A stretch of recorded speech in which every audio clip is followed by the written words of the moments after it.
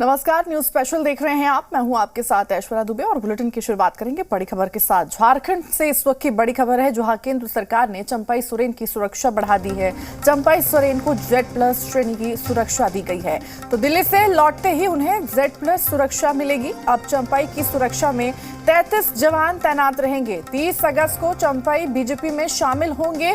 ये बड़ी खबर, बड़ी जानकारी आपको दे रहे हैं। झारखंड की सियासत से जुड़ी ये बड़ी खबर इस वक्त, जहां आप बता दें कि अब केंद्र सरकार ने चंपाई सोरेन की सुरक्षा बढ़ा दी है। चंपाई सोरेन को Z+ श्रेणी की सुरक्षा दी गई है।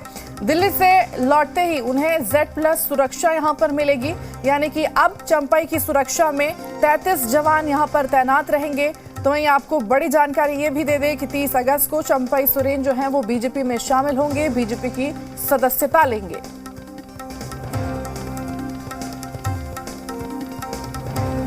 तो केंद्र सरकार ने चंपाई सोरेन की सुरक्षा बढ़ा दी है। Z+ श्रेणी की सुरक्षा उन्हें दी गई है। अब दिल्ली से झारखंड लौटते ही उन्हें Z+ सुरक्षा मिलेगी। यहां पर अब सुरक्षा में 33 जवान तैनात रहेंगे। ज्यादा जानकारी के साथ जी मीडिया संवाददाता कुमार चंदन हमारे साथ जुड़ चुके हैं। कुमार चंदन, क्या अपडेट? देखिए, बिल्कुल चंपाई सोरेन की देर रात मुलाकात होने के बाद अमित शाह जी से झारखंड का सियासी घटनाक्रम भी तेजी से बदल रहा है। और अब जो जानकारी मिली है उसके मुताबिक चंपाई सोरेन कल रांची पहुंचेंगे और फिर हेमंत मंत्रिमंडल से, यानी कि राज्य सरकार में अभी वो मंत्री हैं और मंत्री होने के साथ उनके पास कई विभागों की जिम्मेदारी है, तो वो मंत्रिमंडल से अपना इस्तीफा भी देंगे। साथ ही अभी वो झारखंड मुक्ति मोर्चा में भी हैं और झारखंड मुक्ति मोर्चा में उपाध्यक्ष हैं, तो उस पद से भी इस्तीफा देंगे और उसके बाद 30 तारीख को वो भारतीय जनता पार्टी में शामिल हो जाएंगे। तो कुल मिलाकर अगर हम देखें तो चंपाई सोरेन फिलहाल दिल्ली में है और रांची लौटने के साथ ही वो सरकार से और पार्टी से दोनों से अपनी इस्तीफा, अपना सदस्यता समाप्त करने की बात करेंगे, अपना इस्तीफा देंगे और इसके बाद वो भारतीय जनता पार्टी में शामिल हो जाएंगे। बिल्कुल, और महत्वपूर्ण जानकारी ये भी है कि अब वो JMM से भी इस्तीफा दे देंगे। हेमंत सोरेन सरकार में पहले वो मंत्री रह चुके हैं और काफी बड़ा यहाँ पर पद भी उन्होंने संभाल चुका है। एक वक्त पे मुख्यमंत्री भी रह चुके हैं, लेकिन अब वहां से इस्तीफा देकर बीजेपी में शामिल होना, ये JMM के लिए कितनी बड़ी हानि यहाँ पर एक तरह से देखेंगे? देखिए, चंपाई सोरेन की पहचान कोल्हान में बड़े कद के नेता के तौर पर रही है।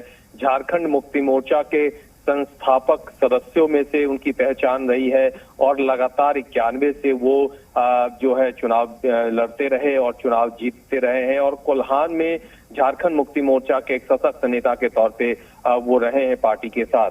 अब जबकि वो भारतीय जनता पार्टी में शामिल हो जाएंगे तो इस बात की चर्चा तेज हो गई है कि चंपाई सोरेन जब झारखंड मुक्ति मोर्चा छोड़कर बीजेपी में शामिल होंगे तो झारखंड मुक्ति मोर्चा को कितना नुकसान होगा और भारतीय जनता पार्टी को कितना फायदा होगा, तो ये तो वक्त बताएगा। लेकिन हाँ, जिस तरह से चंपाई सोरेन का कद रहा है उसके मुताबिक या फिर जिस तरह से कोल्हान में खास करके चंपाई सोरेन की सक्रियता रही है लोगों के बीच, वो एक बड़े नेता, बड़े चेहरे के तौर पे रहे हैं, तो जब झारखंड मुक्ति मोर्चा छोड़कर बीजेपी में शामिल होंगे तो परसेप्शन वाइज भी भारतीय जनता पार्टी इसे कैश करना चाहेगी, क्योंकि कोल्हान में बीजेपी के पास अभी तक 14 विधानसभा की सीटों में से एक भी सीट नहीं है और बीजेपी की नजर कोल्हान की सभी 14 सीटों पर है और वो चाहती है कि चंपाई सोरेन जैसे सशक्त और मजबूत नेता के बदौलत वो कोल्हान की ज्यादा से ज्यादा सीटों पर कब्जा जमा सके, जीत सके। तो ऐसे में स्वाभाविक है कि जब चंपाई सोरेन झारखंड मुक्ति मोर्चा छोड़ेंगे और बीजेपी में शामिल होंगे